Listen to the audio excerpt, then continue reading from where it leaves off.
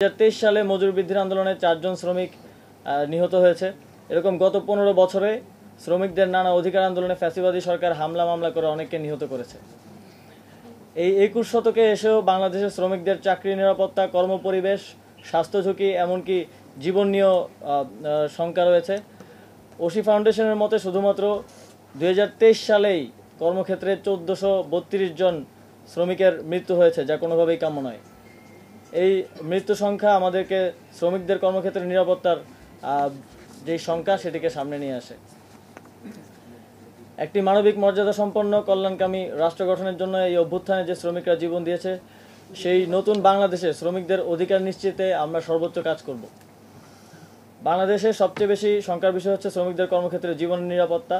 এত ঝুঁকি নিয়ে আধুনিক সভ্য রাষ্ট্র এভাবে চলতে পারে না। আমরা প্রায়ই দেখি গার্মেন্টসে বা কারখানায় অগ্নি দুর্ঘটনায় শত শত শ্রমিক মারা যায়। সাভারের রানা প্লাজা এবং তাজরিন গার্মেন্টসে অগ্নিকাণ্ড আমাদের সামনে জ্বলন্ত উদাহরণ।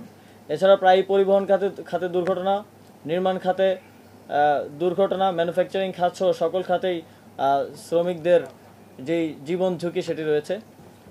আমরা কর্মক্ষেত্রে সর্বোচ্চ নিরাপত্তা নিশ্চিতে কাজ করব, যাতে আর একটি প্রাণও না ঝরে।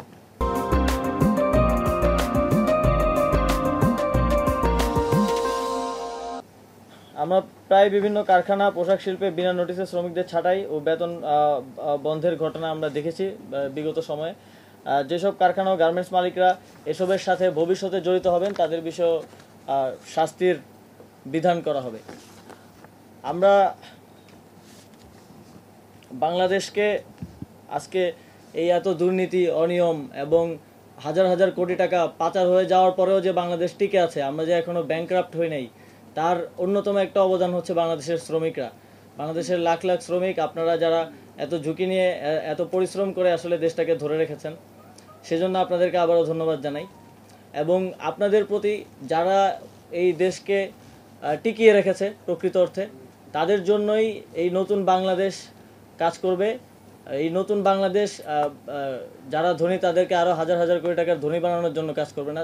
যারা মূলত দেশকে রক্ষা করছে, দেশকে বাঁচিয়ে রাখছে, দেশের অর্থনীতিতে অবদান রাখছে, তাদের জন্যই আমরা কাজ করব।